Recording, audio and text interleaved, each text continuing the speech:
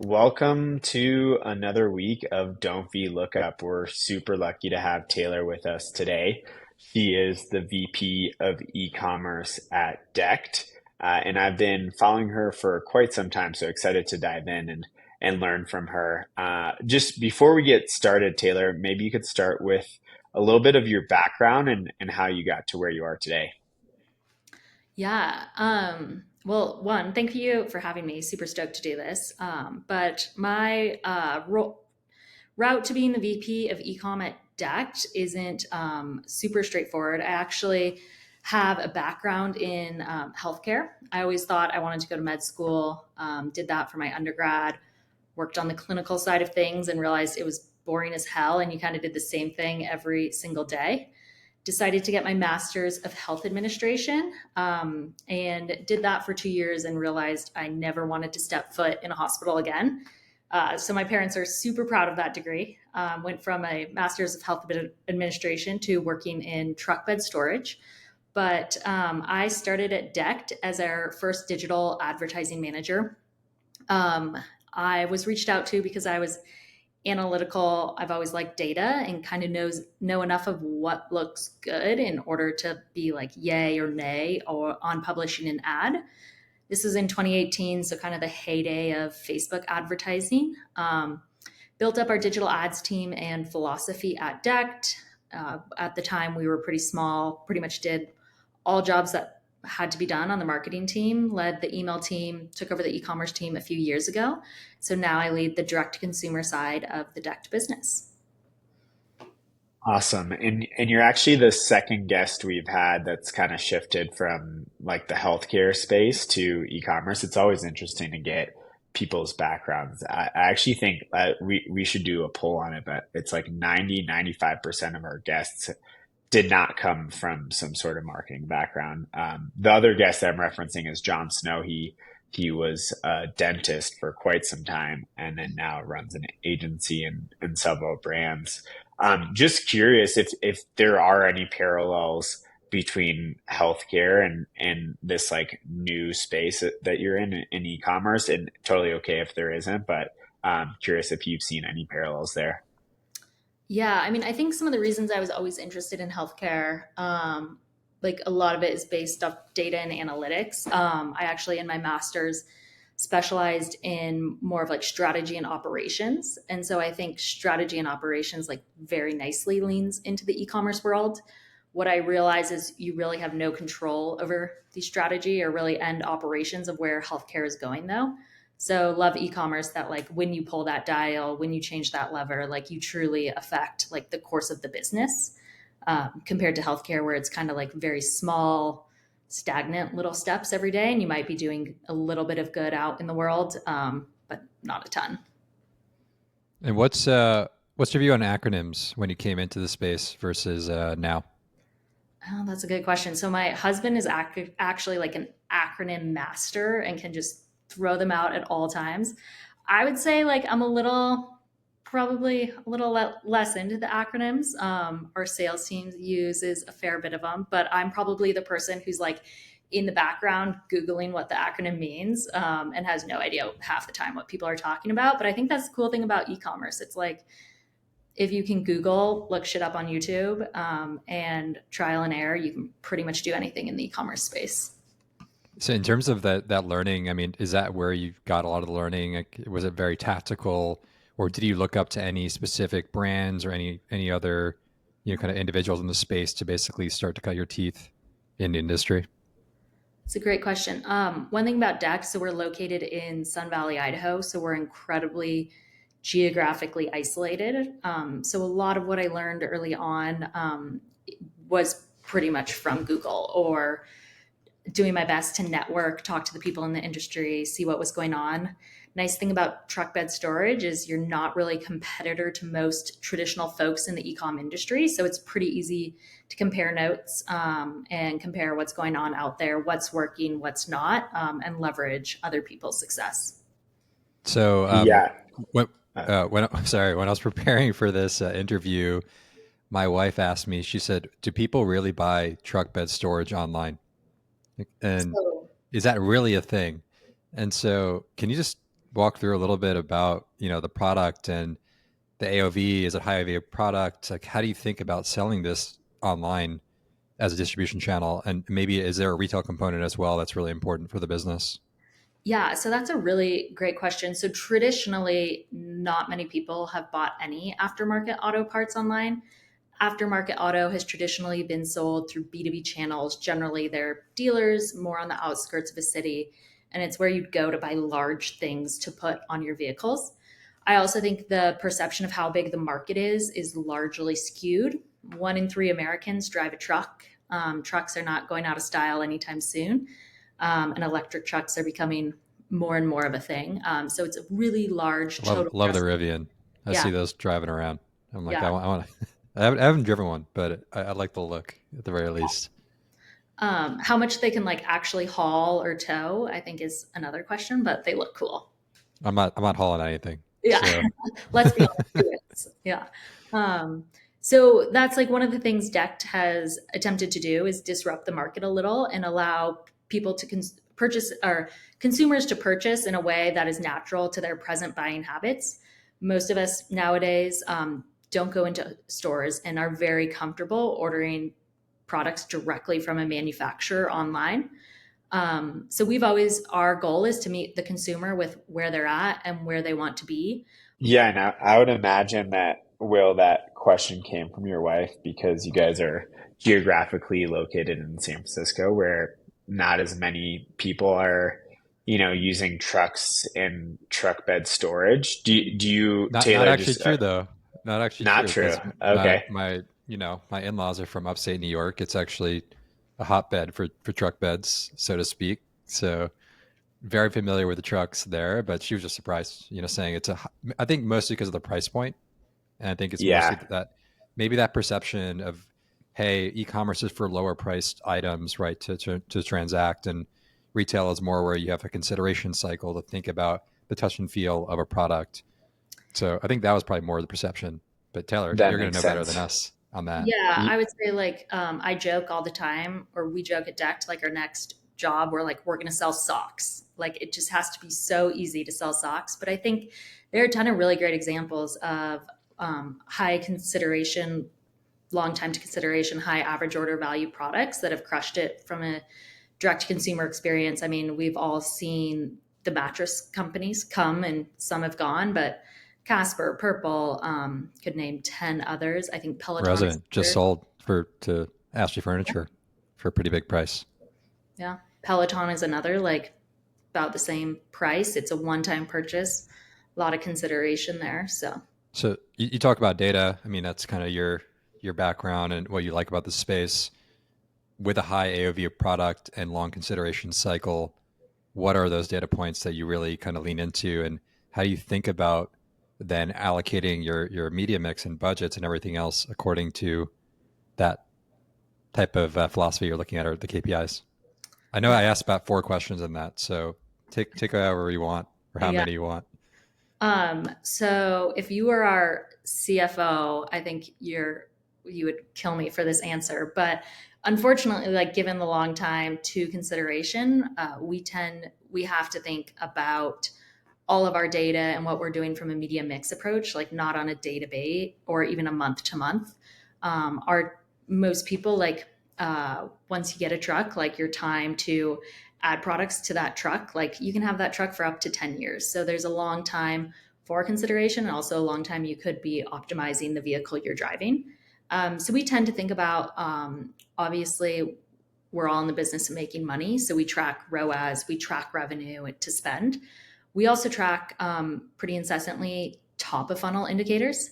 So I think for anyone out there, like great indicators of just a success of a business is really your sessions to your website.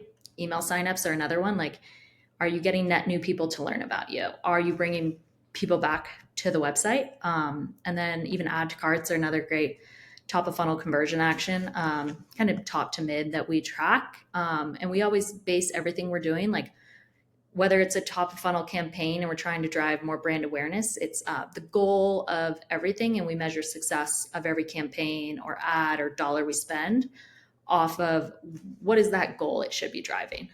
So definitely don't look at everything from a true ROAS perspective, which makes obviously media mix modeling, calculating that ROAS I just a little bit more difficult.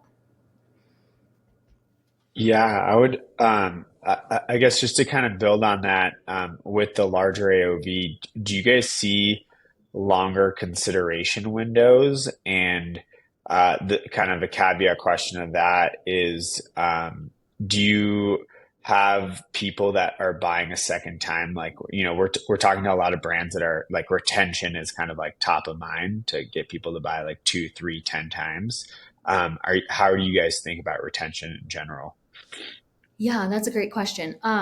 So in general, people have one truck. I wish they had more, but so for the most part, people really need one of our hero products. We are working on expanding our accessory line.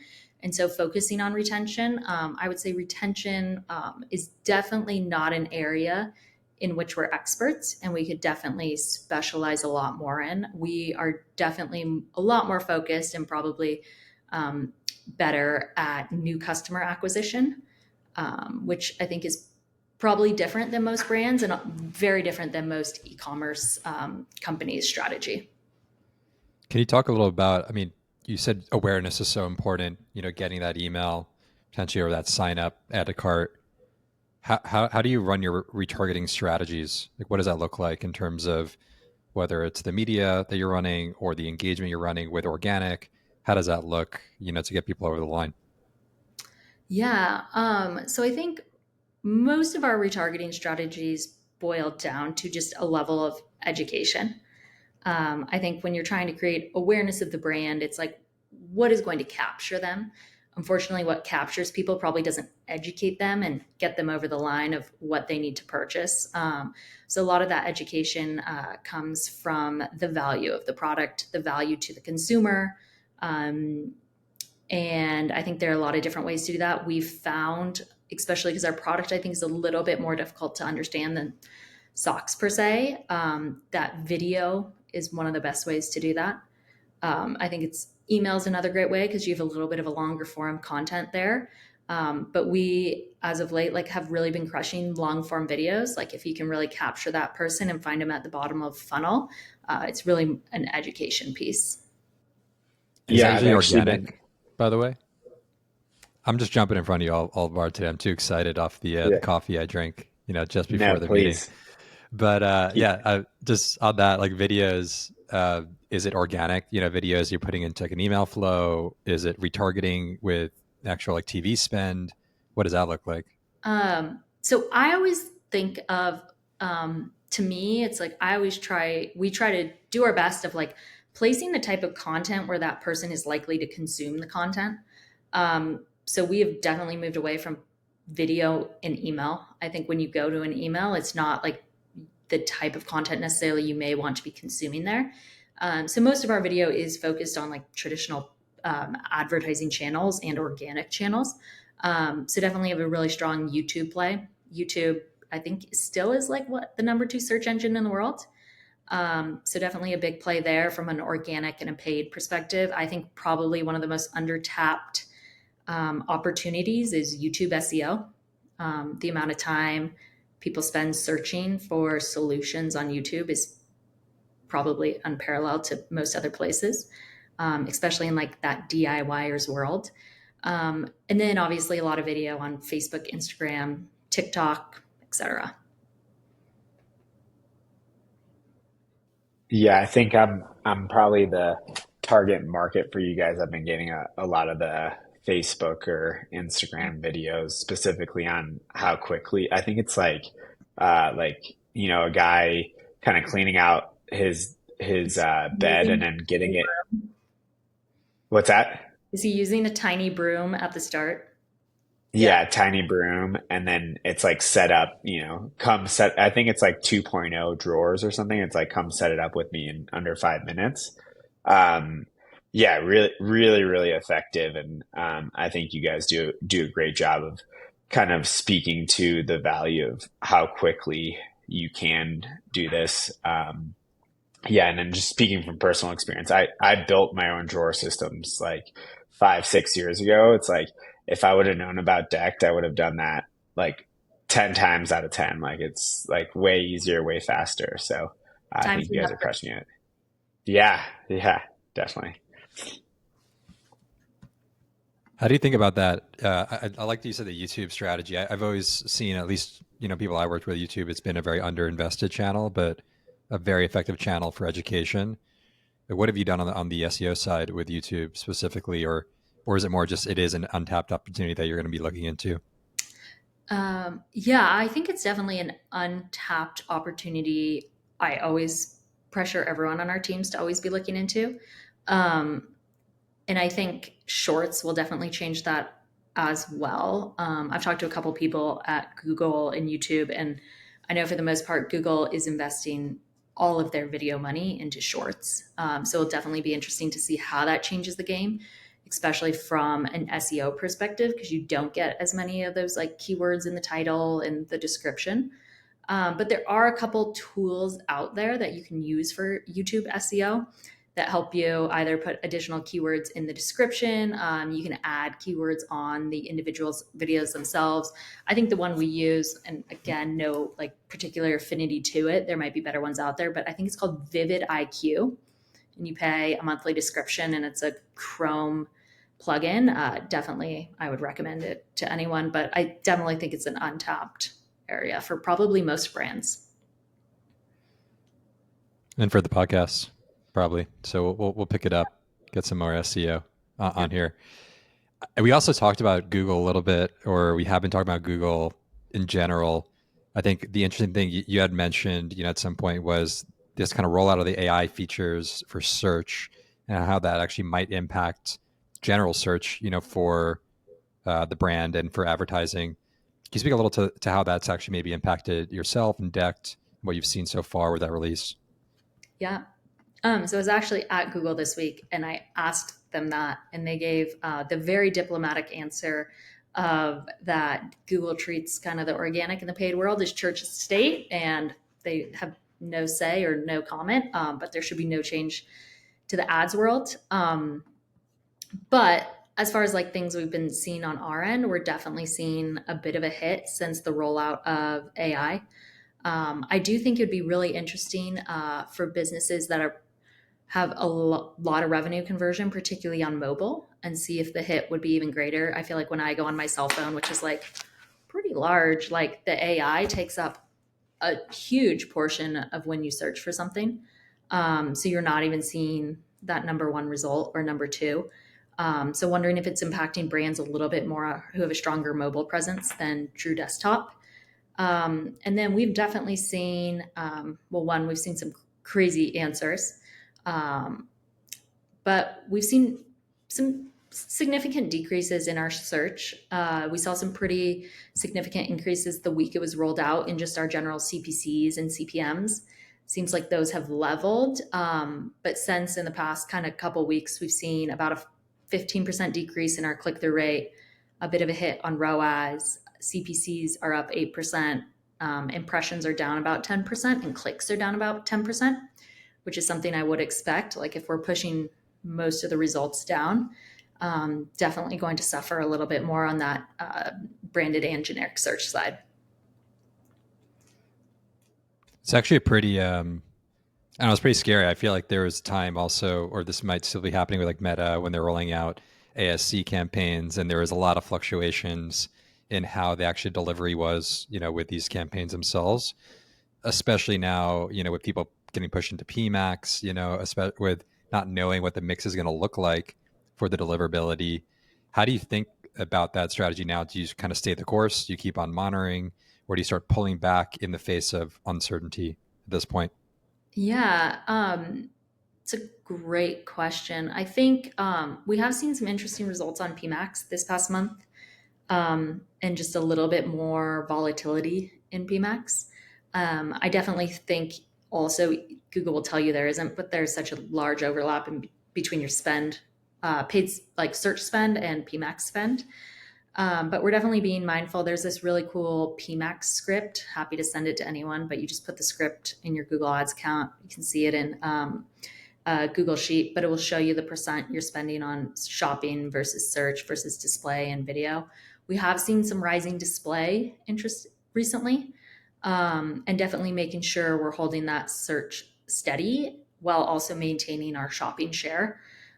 Also, we're testing going back into just some traditional shopping campaigns to reduce our reliance on those auto generated campaigns. Because when they work really well, but when they don't, having too much of your spend there definitely hurts. Yeah, that's actually really fascinating because I feel like, you have a lot of brands that are just going very heavy, and it could be agency led as well, not just brand led, into these automated campaigns, expecting that is truly what the highest return is going to be. But you're not sure. The fact that you're putting hands on keyboards again, after seeing that performance, and I think it really does go to the point that you just made, which is you have to look at the numbers, you have to look at the indicators that are actually CPCs, CPMs, what's going on. And I think it doesn't really happen unless you're really aware of what the baseline should be, for you. So when you're setting those baselines, are you just intuitively aware based on your experience that hey, something is off, or is it about budgeting, target setting? What does that look like, of why you believe it is off in that time? Yeah, so we tend to treat baselines like per channel and probably stage of the funnel because it definitely matters. We do our best to set up some like automated triggers of like, hey, CPCs have gone up X amount. The problem is like making those the variance like realistic enough that you're just not always receiving triggers, and then it's the boy who cried wolf, and you never pay attention to them. So we definitely set it like by channel, by campaign. I think a lot comes from experience, and then a lot comes from recent trends. We track week over week, so you can definitely identify if you are starting to see a concerning trend. We definitely don't have that perfectly. We use a couple tools to track. We could be better about it. You mentioned that you guys are tracking week over week trends. Anything that you've noticed in the last couple of months? Yeah, the last couple of months, we're actually seeing probably more variability than we've seen in quite some time. The month of May was interesting. Like weekends, we saw crazy top of funnel traffic and pretty poor bottom of funnel traffic, which is something we haven't seen in past years. I think it's quite interesting. We've also seen a lot more variability into top of funnel campaigns and just holding those steady and consistent. You can definitely burn audiences dry pretty quickly. And then also we're always working on reducing our percent spend and reliance on those automated campaigns. Because like I said, when they work, but we are starting to see a lot more variability, particularly in PMAX, and a little bit in ASC. But we were actually pretty late to the game on ASC, because aftermarket auto is not the first one to get the betas. So It's actually, I mean, I don't know. We're only talking about it in this call, but you were just saying top of funnel is great, bottom of funnel more challenging, but it might directly tie maybe to the AI related issue we just talked about with brand search and non-brand search being pushed down in a lot of ways. yeah. Do you, do you think maybe it's truly a mechanics issue for the ads themselves, or do you think it's like a general market? Hey, we're coming to a political cycle, or we're getting into a moment of time, or maybe there's some holidays that are kind of getting shifted here and there. I'm asking you obviously because I'm not sure you're going to know all the answers, but like what's the hunch, so far from what you've seen? Yeah, I definitely think, we've asked both Google and Facebook if the political cycles have anything to do with some of the advertising variability we're seeing through this year. They've said so far no, and they continue to maintain that stance. I think, though, things are definitely being tightened up. We've actually seen a few random ads being declined due to like political affiliations, which we have none. So I definitely think things are starting to be tightened and like a little bit more regulation set there. I also think in the month of May, we heard from quite a few brands that there was a bit lower of a consumer shopping intent between Memorial Day or Mother's Day and Memorial Day. We saw this a bit with click-through rates being down, and particularly like our nature of product, not a huge Mother's Day gift, or a little bit more of a difficult gift in general. So I think it's a little bit of a combination of both, and maybe also a lot of people setting numbers off of that kind of COVID world where we're starting to see maybe a little bit more leveling or a true state of what is going on month to month. Are you guys a gifted product at all? And have you guys tracked that? So I think we have a little bit of gifting. Due to the nature of our product, there's a lot of fitment questions, and you have to get it 100% accurate in order for it to fit. So generally, when you're gifting something that's like $1,600, the person usually knows about it, at least advises. But there's a little bit of gifting going on, some spikes around Father's Day, around the holidays. I think there's just more shopping intent there as well. Yeah, yeah, it sounds similar to buying a wedding ring or something like that, Yeah, where it's yeah, like high dollar value, and you definitely don't want to buy the wrong thing. So, you always get do you? your partner's input there. Yeah. Yeah, yeah. Do you guys do any education around gifting, specifically around those holidays, or do you think about that a little bit differently? Yeah, we do a little bit of education. Another interesting one we've tried to do a bit of education around is, I believe, as of most recently when I looked it up, women control over 80% of the checkbooks in America.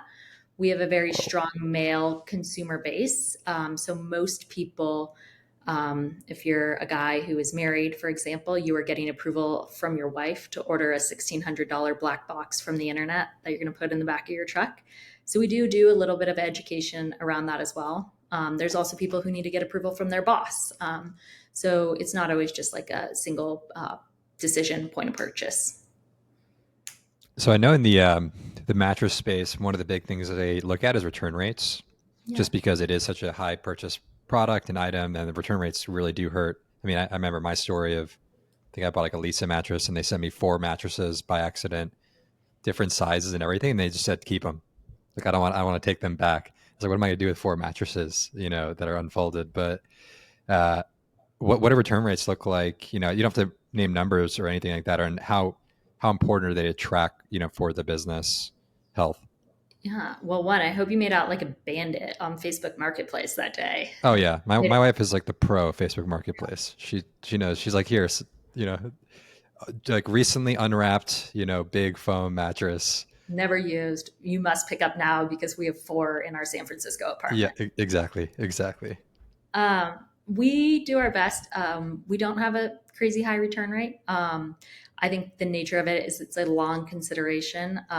You also have to fill out your fitment. So most people are pretty intent on what they're purchasing.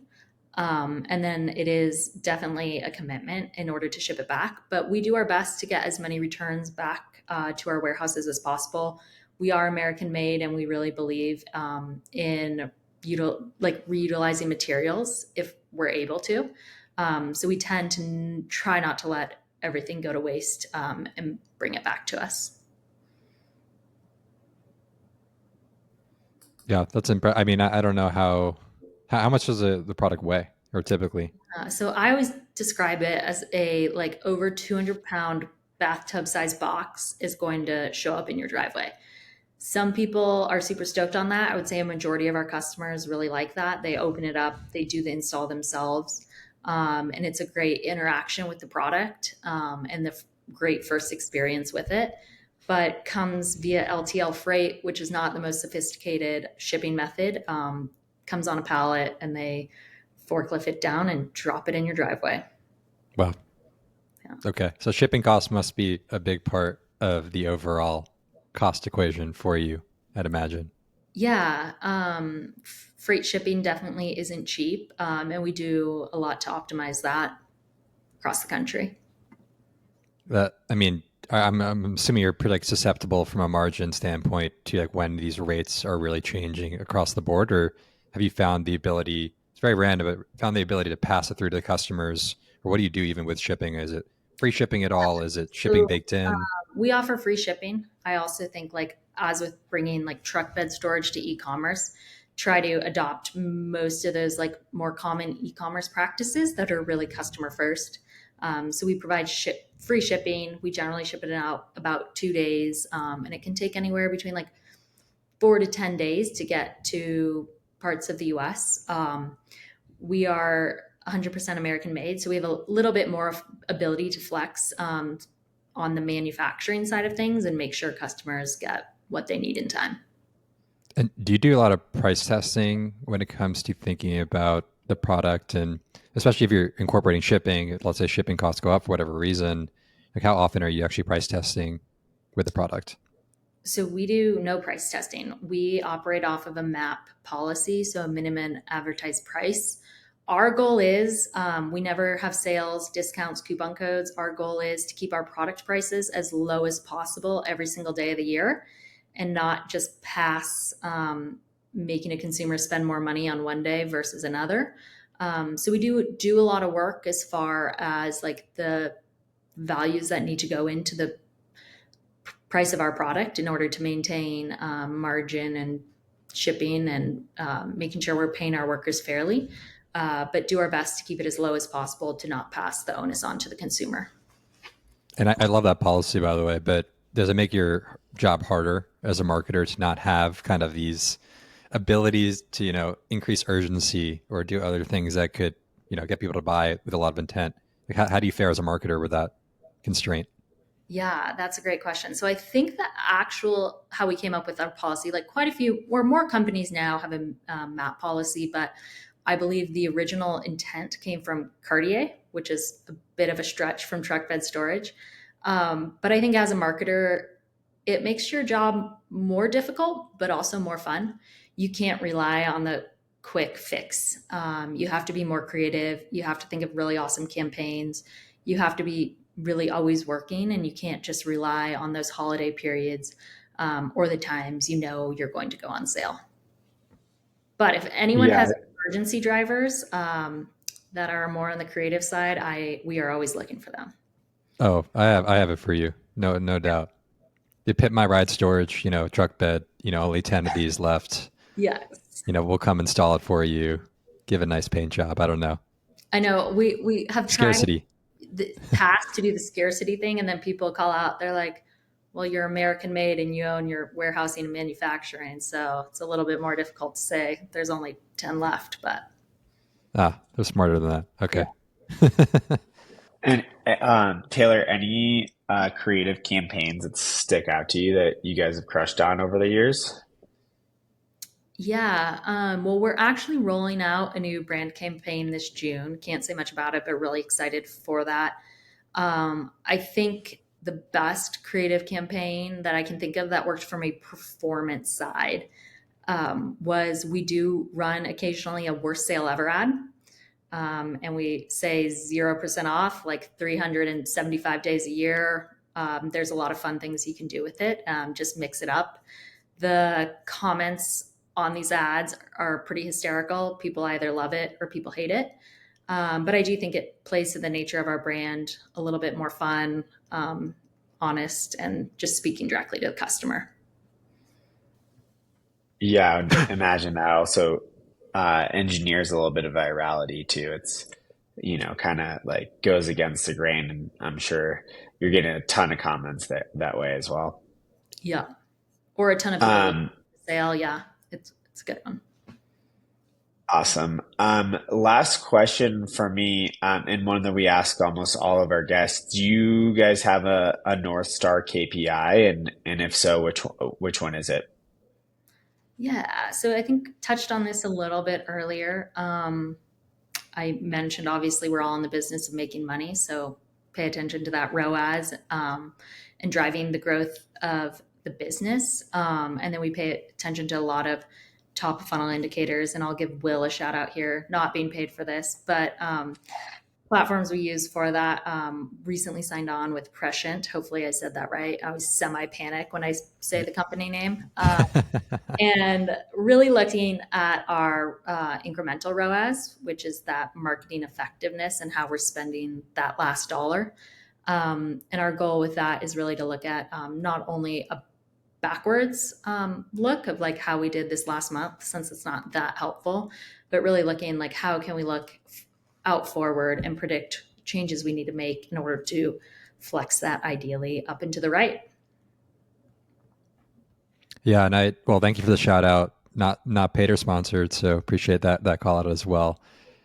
I think on the next time, this is not this time, but I want to keep in the back of our minds. I would love to understand at some point the relationship between the retail and the online and how you think about that omni-channel strategy. Because I even think the map policy probably, I'm sure, plays into that as well with keeping consistency across retail and online. For that. But if you want to speak to maybe like the one liner on that, Yeah. that'd be awesome. I think it's funny. I went to a couple e-commerce conferences last year, and I swear every single session was on omni-channel and retail, which was, I think, a little bit interesting at or an e-commerce conference.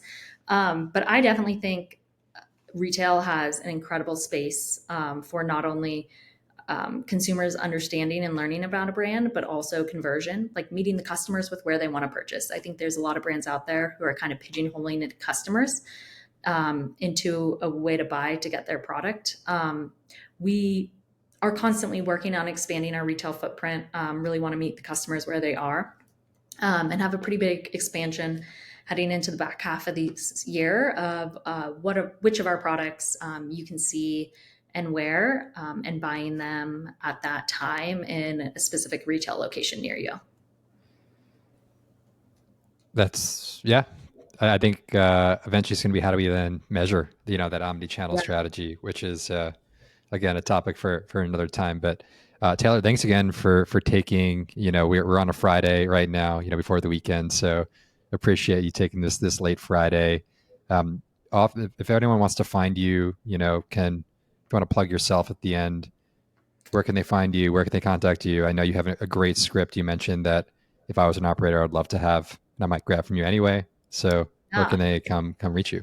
Your best bet is to just probably shoot me an email to taylor@deckeded.com, because if you message me elsewhere, I will likely ignore it. And then I'll respond to you in all of those places at the same time, as Will experienced the other day when I was slacking him, texting him, and emailing him at the same time. So just shoot me an email. I It's the best place to probably I catch me. actually heard that Taylor prefers carrier pigeons. I do. So if you want to send it just to Sun Valley, it's a pretty small town. Just send a Yeah. carrier pigeon. I'm sure The Taylor pigeon. will find it. Yeah. And I've been, hoping that Gita Ski Part Two will be in Sun Valley. We're yeah. still hoping for that outcome. So Love Bar, make that happen. everyone.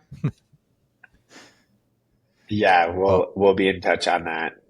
Well, yeah, thanks so much again, Taylor. And if anyone's listening, we also have our newsletter. If you're not subscribed, make sure to subscribe to that. We've got full write-ups on every episode. And we'll see everyone next week. Thank you. Sweet. Thank you guys.